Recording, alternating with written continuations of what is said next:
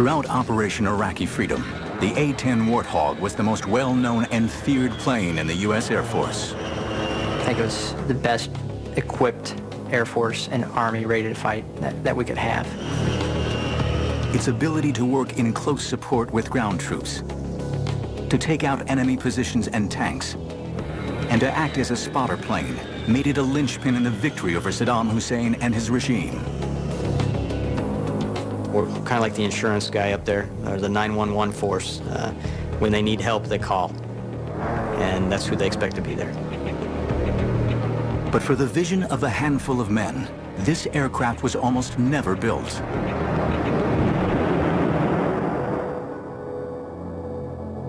In World War I, aircraft were used as a way of supporting the troops on the ground.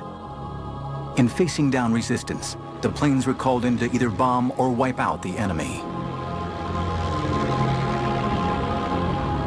Close support in cases of mobile warfare, of moving fronts, of fast-moving combat, whether it was retreat or advance, close support was overwhelmingly important.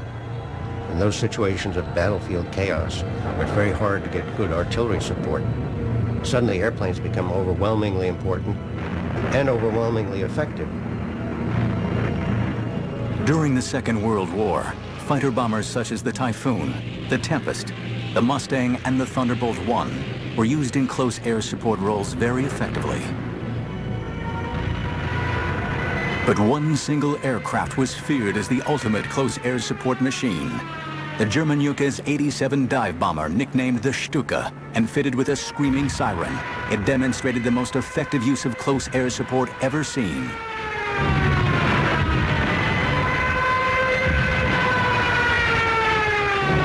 This was a time when the Germans were enormously outnumbered by the Russians, and yet having extraordinary successes against very heavy, huge Russian tank forces. And a key component of that were these Stukas, of which the most famous unit was led by Colonel Rudel, who was the most decorated pilot of World War II.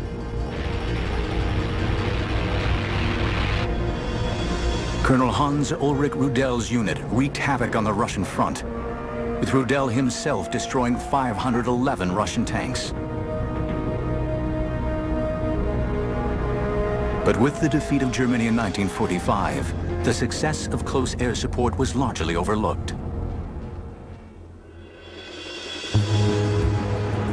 On September 18, 1947, the United States Air Force was born. Its main focus, to deliver nuclear weapons. Close air support was not a priority. This is the extraordinary part of the whole genesis of the A-10. The Air Force, traditionally, from the beginnings of World War II on, had no interest in close support, have none today. They don't like working for the Army, that they prefer running their own war, totally independent of everybody else. A very natural bureaucratic reaction.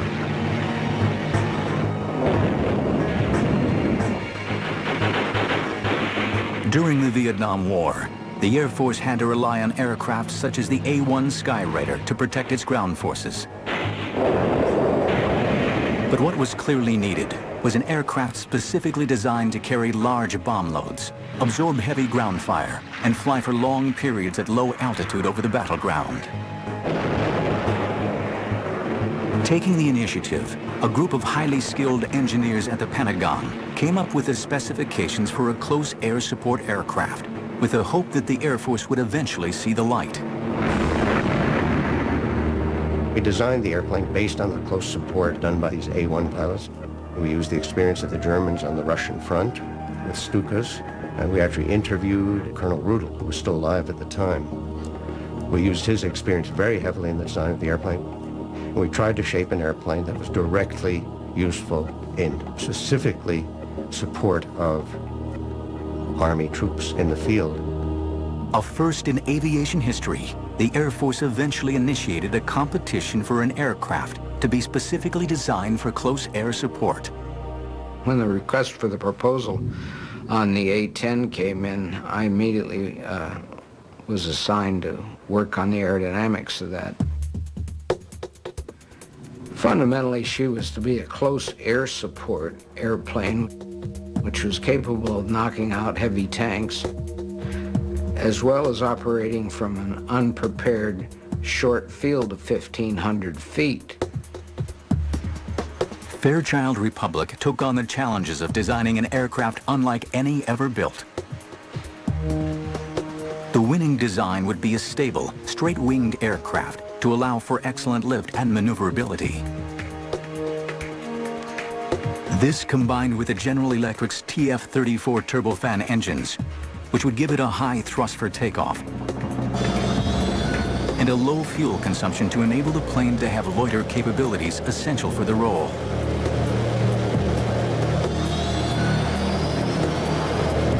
With unbeatable durability and an easy-to-repair maintenance program, these were the ideal engines designed to fly in a hostile battle zone. But for the Fairchild team, the challenges became apparent immediately. The typical way to build a jet airplane, and the reason that all jet fighters are impossible to use in this close support mission, because they all have fuel wrapped around the engine. Once you have fuel wrapped around an engine, a .22 rifle will kill you. One of our very first design rules was the fuel had to be someplace other than the engine.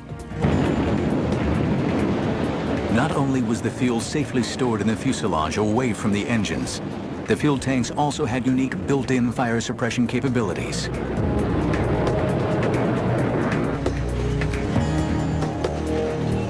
The aircraft's hydraulics could also withstand serious firepower. We required that every hydraulic control had to be backed up by a simple mechanical cable system that's much harder to shoot out. We could come back with hydraulic system shot out, half the tail shot off, a piece of the wing shot off. It had two engines, you could come home on one. The pilot was bathed in a titanium tub which could take 20-millimeter shells. It was really a piece of machinery that you could fly into hell and back. The A-10's survivability was matched with a deadly capacity, a huge 30-millimeter Gatling gun. Developed specifically for the A-10, the GAU-8A Avenger was capable of firing almost 4,000 rounds a minute, giving the aircraft the ability to blow through tank armor.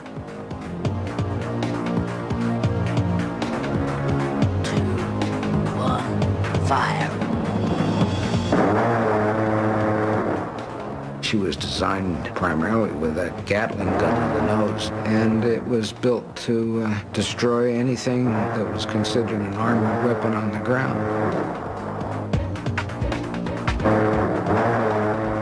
But she was built around the gun, and the gun was a given from day one. Fairchild-Republic wins the competition to build the first aircraft in U.S. aviation history, specifically designed for close air support. But before the Air Force will give the go-ahead, they want hard evidence that the aircraft and the gun can perform well together. The need would spark a series of simulation tests unlike any ever produced. Little did its designers realize, these tests would change the future of aviation history. The A-10 has a false canopy painted on the bottom side of its fuselage. This is done to confuse the pilots of enemy planes during air-to-air combat. Modern marvels will return in a moment. After a heated competition, Fairchild-Republic has produced the ultimate piece of machinery to perform the role of close air support. But the Air Force was reluctant to go into production until they have seen for themselves that the aircraft can fulfill its very specific combat role. In a series of amazing tests, the A-10 and its remarkable gun are put through their paces in an effort to create a full-on Cold War battle scenario. We had secretly assembled what we proudly boasted at the time was like the third or fourth largest tank army in the world. Over 300 Soviet tanks from all over the world, off junk heaps and whatever, out in the desert outside Las Vegas. So we ran a program with A-10s with a gun installed and with the current ammunition as it was going into production. She had a very strange sound to those engines, very characteristic, and to this day, every time I hear it, I look up, because I know it's my bird. We knew what she'd do, and she didn't disappoint us.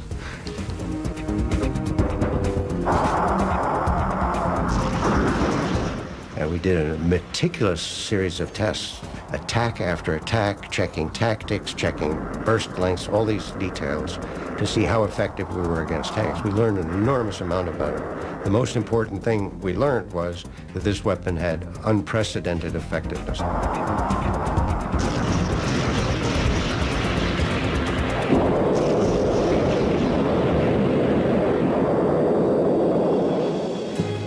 During the Cold War, the threat of Soviet tanks advancing on Western Europe was at times a very real possibility. The Air Force finally gives the production of the A-10 the go-ahead. It was now ready to face a specific enemy. With its highly accurate weapons delivery platform, it was the ideal machine to defend against Soviet armored supremacy.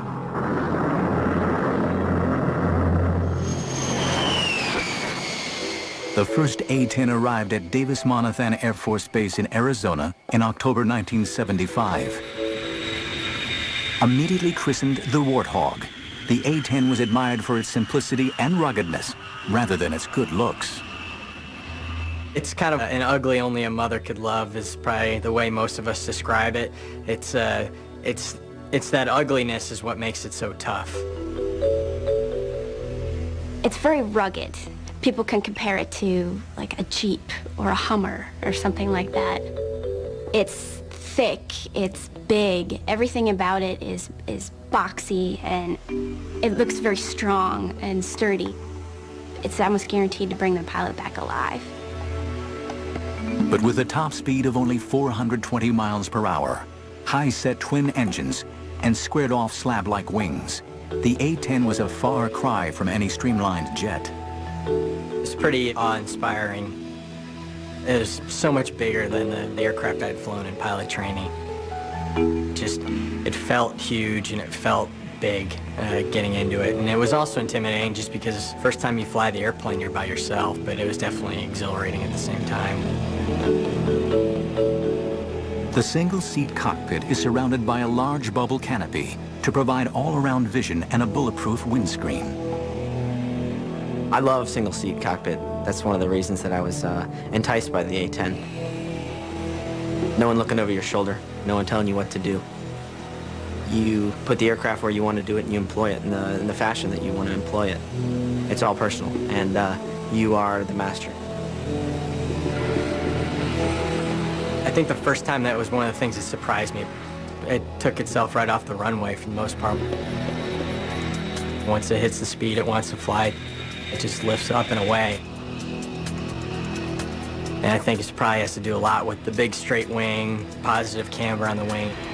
It wants to fly. The plane reacts to you. It's like you kind of strap on the plane itself, and it's an extension of you, and it flies. It has a feel of a real stick and rudder. The A-10 is known for its tight turn radius, so it can turn on a dime. You can even look at the ground as you're turning, and it looks like you're just turning in space. Straight wing lets us turn very, very tight. So even though we're going slow, we've got a very small turn radius, and we can very quickly move our flight path so that we can dodge all those, the AAA and the surface-to-air missiles. But it's the challenge of the unique close air support role that's the main attraction to the A-10 pilots. It's an environment where anything can happen at any time. The mission that we do is not a rote mission. You don't come into it knowing exactly every single thing that's going to happen from the time you take off to the time you land. Once you get in the air is where it starts actually unfolding, and you have to react to that. You hear American voices on the radio screaming because they're taking fire and that there are people dying. Their artillery can't get the enemy. They call in the A-10s. Flying of the airplane has to become secondary. Now you're trying to employ the weapon system, and that's where it gets complicated. We get maps spread out in the cockpit, and we're still trying to talk on the radios and keep from getting shot at.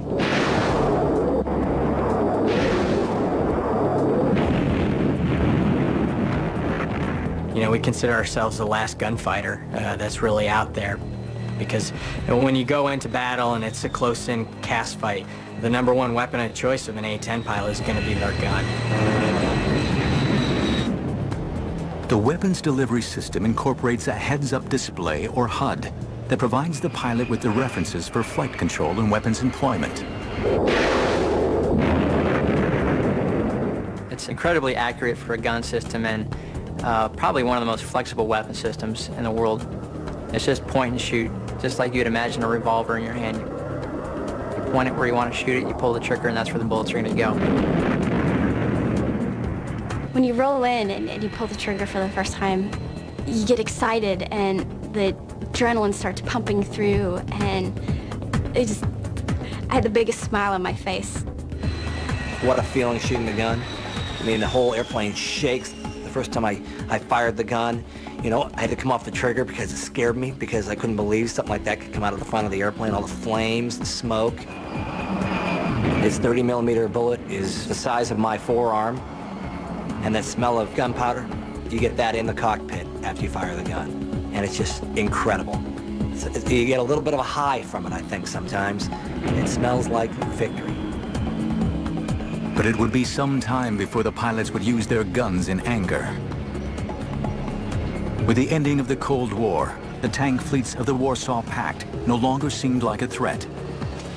And the U.S. Air Force plans to withdraw the A-10 fleet from service by the 1990s. But with a serious situation brewing in the Middle East, all that is about to change. The Warthog was about to play a key role in bringing down one of the most destructive individuals in history.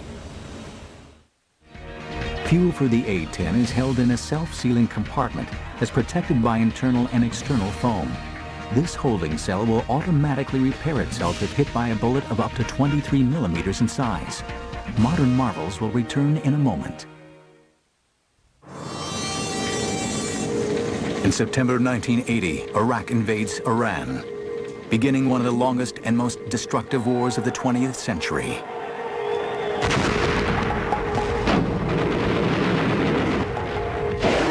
After 8 years, the basic issues dividing the countries remain unresolved. In an effort to contain the Ayatollah Khomeini and the spread of Islamic fundamentalism, the West backed Iraq. Saddam Hussein, the Iraqi dictator, built a formidable war machine, bolstered by the Soviets and the West, becoming the 4th largest army in the world, with over 4,000 tanks. On August 2nd, 1990, Iraq invaded Kuwait.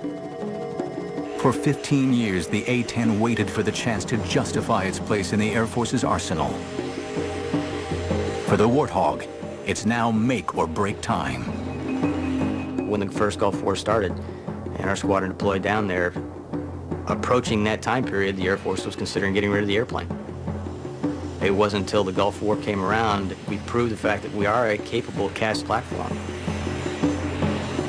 When the war broke out on January 16, 1991, there was an urgent need for a missile-launching tank buster. The A-10s were committed to combat for the very first time. Back then, you know, we had nobody with combat experience except for a few of the very senior leadership that had flown in Vietnam. So a lot of people were unsure what to expect. Deployed to the Gulf to back up coalition ground forces, A-10 squadrons launched on Iraq's thousands of tanks in the mother of all battles. First day, I'll never forget that feeling. It was like, wow, this is the big game. You know, you're real pumped up, adrenaline's flowing. You know, let's go. You know, you go in, we hit a target, and I remember looking down and going, what's all that glittery stuff down there? And sure enough, it was, you know, them shooting. Oh, whoa, they're shooting at us. And that's when it kind of hit you, know, this isn't just training anymore. The way that I saw the Iraqis working is, if they knew we were going to hit something, they moved it. And they played lots of shell games. And it's kind of like, you know, where are they hiding it now?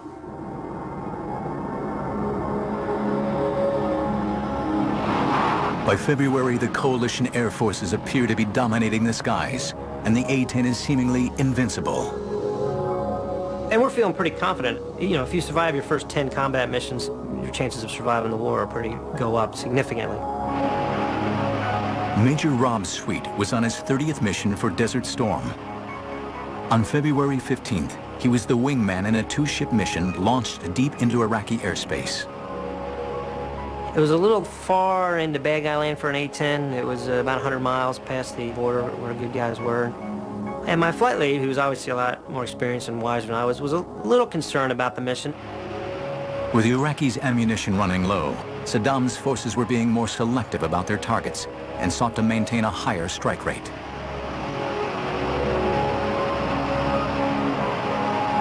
So we said, all right, well, we won't hang out as much at the target. We'll take 2-3 passes and then we'll leave, go somewhere else. It was a formation of tanks in a circle about 3 miles in diameter. No craters anywhere. And we were kind of aware that maybe these were plywood dummy targets. Sweet's flight leader rolled in to take a closer look at the target and then clears his wingman in. For Sweet, what began as a routine mission was about to turn into his worst nightmare. As I'm coming off, sure enough, here comes the SAM. Well, whoa, that ain't good. But if you see it, you can beat it. So I saw it, put out some chaff flare, I kind of pulled around it, and it missed, sure enough. But a guy who was close. In fact, that is as close as I'd ever been coming to getting hit by anything. So I went from being, whoa, that scared the living daylights out of me, to losing my professionalism somewhat and getting really pissed off at this guy for scaring me. So he was going to die for doing that. As I was rolling in, you know, I felt a loud bang in the airplane, and I went, ooh, that isn't good. And I looked back, and I didn't like what I saw. Most of my right wing was gone. It was on fire. Thinking to myself, okay, bad hit, but there's still some wing on there, and I should be able to fly it out of there, and the A-10's pretty rugged. The Iraqi missile, which would have destroyed most other fighters, seriously cripples the A-10. The plane enters a steep spin/spiral, starts spiraling on down. I'm throwing switches trying to recover. I'm yelling, yeah, I can't recover, and then I start to panic. And I remember just seeing the desert coming up like this. Time to get out. The Aces II ejection seat is a fully automatic catapult rocket system. Once ejected, the parachute automatically deploys. I'm coming down on my parachute. Now I see my A-10 hit the ground. And that was kind of disturbing. As Sweet hits the ground, he's seized by Iraqi soldiers.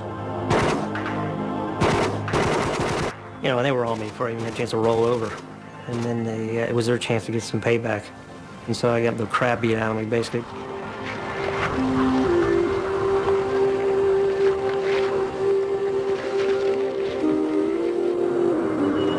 He's taken away to a command bunker and interrogated.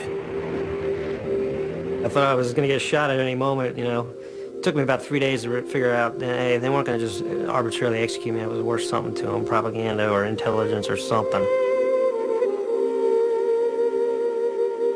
In March, Major Rob Sweet is eventually released as part of the prisoner release program. This is what I found out what happened to my flight lead. After I had been shot down, my flight lead had been shot down.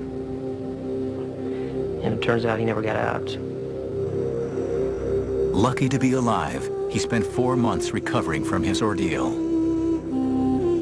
If I would have been flying any other fighter when I was hit by the SAM, and it was a bad hit, I'd be dead right now. But despite this, the aircraft proves more versatile and better able to survive over enemy territory than anyone expects. During the 40-day conflict, the A-10 force destroys 987 tanks, 926 artillery pieces, 1,355 combat vehicles, 10 fighters on the ground, and 2 helicopters shot in air-to-air engagements. The A-10 earned a new nickname, the tank buster.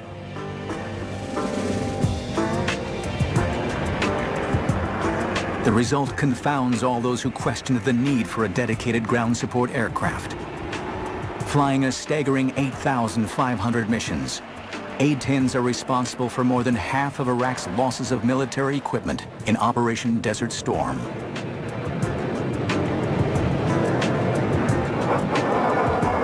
Tragically, this remarkable record is marred by a number of incidents in which coalition forces are mistakenly attacked by A-10s. Now, there was an incident yesterday in which an American A-10 inadvertently fired on two of our infantry fighting vehicles. The aircraft was one of several which had been called in to deal with an enemy position, and the incident itself is, of course, under investigation. 9 British soldiers were killed. The Air Force was adamant that it could eliminate attacks from friendly fire. What nobody knows is that the next challenge for the A-10 will be in an entirely new and forbidding battlefield, Afghanistan. 721 A-10 aircraft were built since 1975. 367 are in active service today. Modern marvels will return in a moment.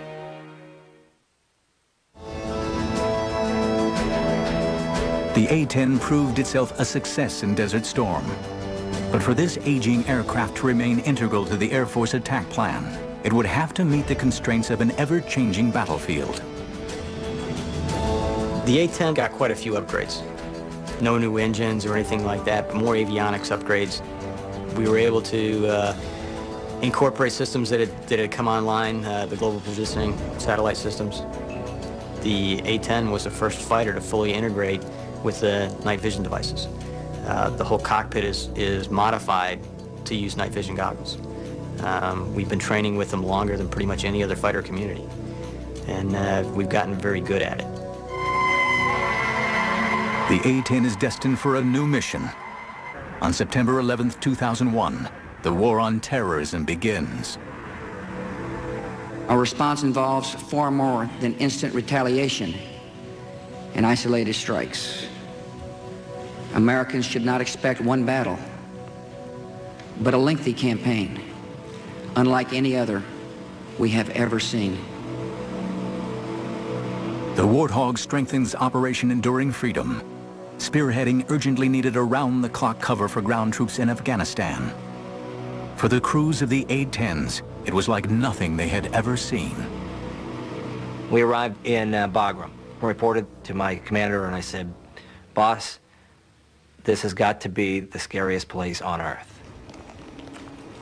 We really felt like you were in the middle of a combat zone, and we were. The A-10 is the ideal aircraft for the Afghanistan battlefield. The jet is versatile enough to navigate mountainous peaks and deep valleys, while also patrolling and pinpoint attacking their targets. It wasn't bad flying over the mountainous terrain.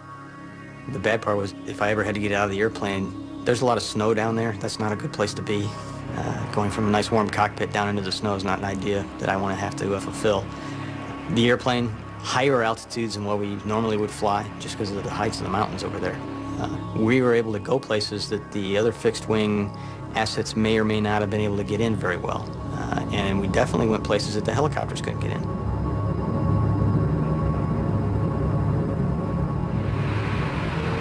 Around the clock, the Warthogs support regular and special forces soldiers while combing the mountains of Afghanistan for enemy rocket launch sites and mortar posts.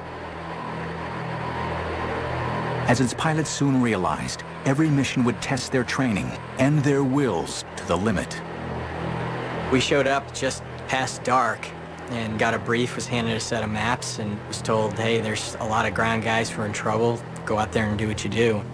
Didn't have a whole lot of situational awareness on what was going on the ground, and when we checked in, the radios were just going crazy with guys calling for close air support. Your pulse rate goes up. The intensity of what you're thinking about goes up. You know, the adrenaline rush, it's a good feeling though. And what's nice is You turn your airplane towards the fight, and your training takes over. So first thing we're looking for is what's the overall situation on the ground, and get a big picture view, and then move into the area. And once we get into the area, have a pretty good idea of where everybody should be, now we'll move from the big picture to the much smaller concentrated area. And one of the first things I'm going to try to do is look down and try to find where the friendly position is. And if I can't identify him exactly, I want to at least narrow down something that I can use as a line in the sand and say, okay, we can't drop past here because that's where our guys are. On entering the battle zone, one of the A-10 pilot's main responsibilities is to avoid friendly fire incidents at all costs. What we mainly have to help us avoid fratricide is our radios and our eyes. Very low tech, but I think that's what makes us more efficient. Yes, we have a global positioning system that helps us figure out where we are. And we have night vision goggles that find out what's down there. But when it comes time to find out where the target is, yeah, we got to use old-fashioned Mark I eyeballs and our hands to think about where that is, because without that, we couldn't do our mission. We went in there, and the night vision goggles were really hard to use because the sun had set, but it wasn't low enough where we were getting a lot of brightness coming from the west. So it was really difficult to use the NVGs. There was no moon illumination, and we're in this very harsh terrain that I've never seen before. A team of observers down on the battlefield work with each pilot to guide the aircraft to its target. The Terminal Attack Controller, or ETAC, works for the Army and is responsible for ensuring that the A-10 pilot identifies and attacks the correct target while minimizing the risk to friendly ground forces. We pass them a situational update, an area update on what's going on in the battlefield. Let them know where the friendly troops are, what the situation is of the enemy, and they kind of give them a heads up of what the threats are in the area. We'll pass them all that information, they'll copy it down, they work their little magic in the cockpit. The A-10 is linked to the ground commanders by an Army radio network, which distributes data throughout the battlefield. He said, hey, here's where we are, and I need you to put some ordnance down 700 meters from us, which, that was eye-opening. And so we took that distance and rolled in and put a couple of 500-pound bombs down, and it immediately quieted the target area. It's kind of like a large dragon breathing fire. That's what I could see, it sounds really loud. Like a dinosaur, really, raining lead from the sky. Like guardian angels, A-10s continue to fly over Afghanistan, protecting their friends on the ground until the war against terrorism ends. But an old enemy was waiting in the wings. States like these and their terrorist allies constitute an axis of evil, arming to threaten the peace of the world. The need for the A-10 would reach its climax in March 2003. Saddam Hussein's horrific regime is reaching fever pitch. This time, it would take an army with the A-10 on the front lines to bring him down. An A-10 fighter is still capable of flying with 10 feet of its wing missing and half of its tail gone. Modern marvels will return in a moment.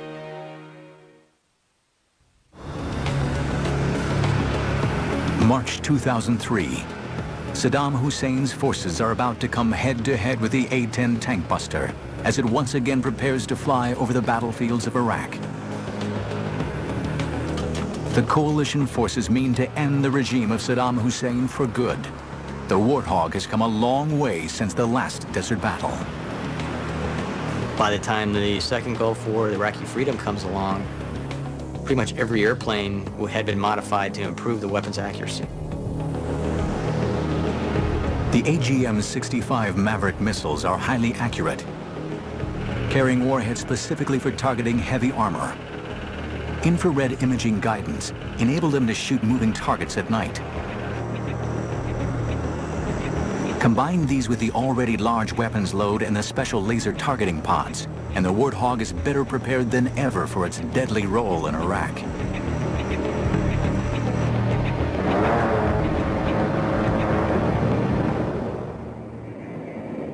Flying from the seized Talil Air Base in southern Iraq, A-10s fly numerous missions as coalition forces launch one of the greatest military assaults since World War II. The assault of Baghdad.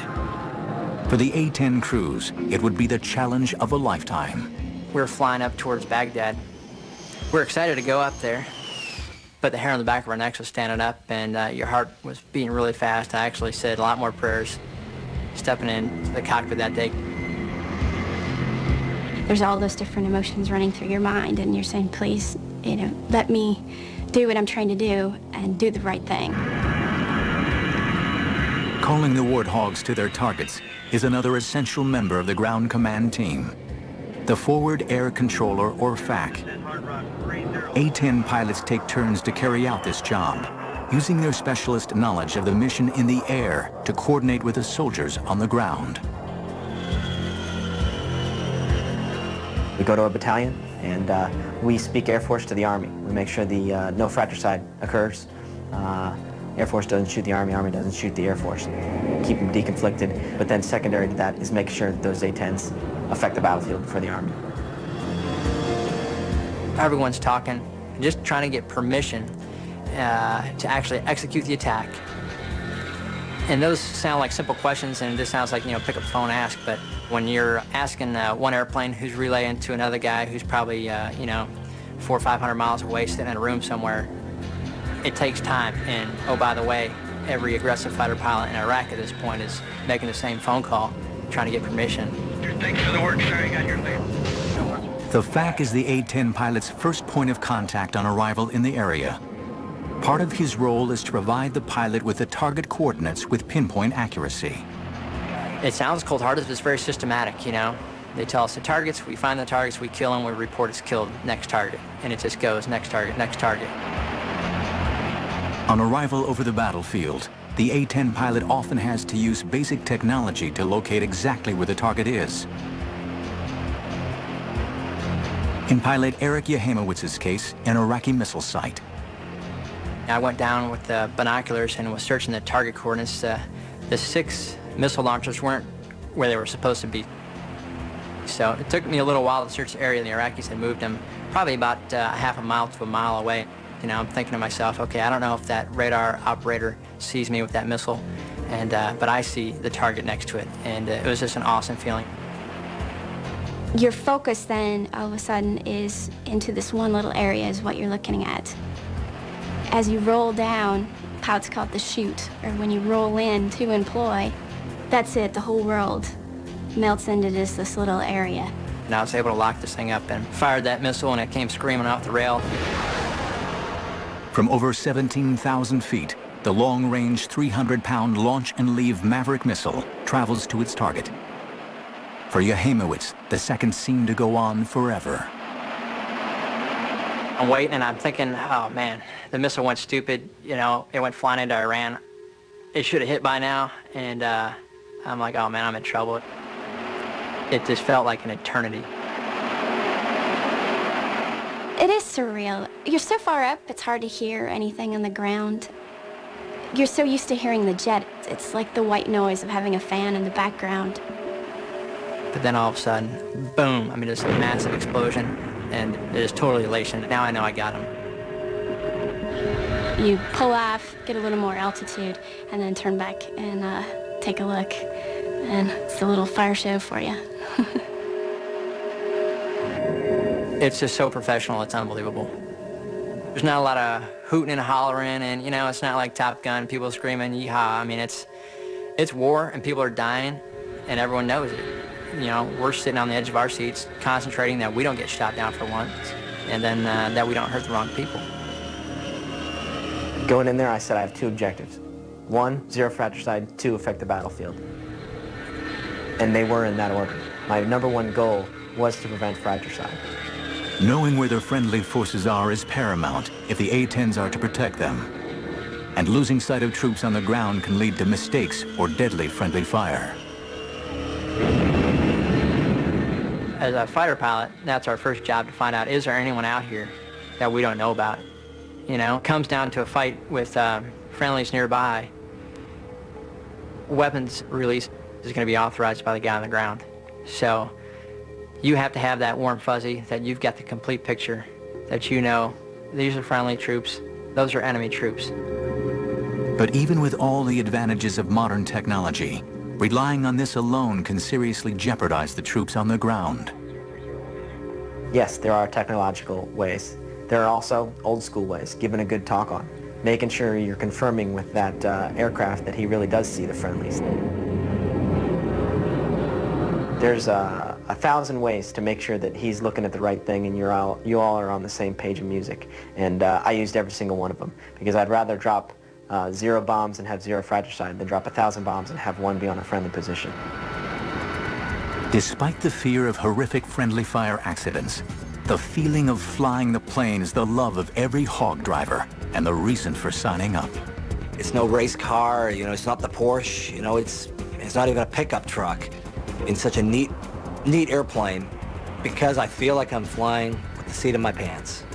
I can feel everything that's happening to the airplane. None of it's magic, it's all me. Whatever it does, I made it do. The 60 Warthogs deployed for Iraqi freedom dominate the skies, firing an incredible 311,597 rounds of 30mm ammunition. The flying gun performs amazingly. We lost a few folks in the first Gulf War. We didn't lose any in the second. Lost airplanes, but we didn't lose people. That's a testament to the aircraft itself. If I had to be in an airplane and be shot at, the A-10 is the only one I want to be in. The A-10 is an awesome airframe, and the fact that it works with you, and it feels like it's a part of you. And it's one of the only airframes left that it's true flying. You can feel it fly. The A-10 means close air support at its finest. It's been my home now for 8 years, and I love it, and I hope I get to stick with it, and I hope we get the upgrades we want to take us into this next century and keep supporting the Army. But I think it's just an awesome weapons platform. It fills a specific niche, and it does it really well. Able to keep flying with battle damage that would cripple many other designs, and lethal to any armored vehicle in service, the humble Warthog of the 1970s has come to rule supreme over the digital battlefields of the 21st century. Due to remain in service until at least 2025, the A-10 Warthog has proven itself to be one of the most effective aircraft ever flown in the U.S. Air Force, and a legend to those who've flown it. She is not very clean when it comes to protuberances and bumps, and so she's not the sleekest looking piece of machinery that I ever designed. But she got the job done.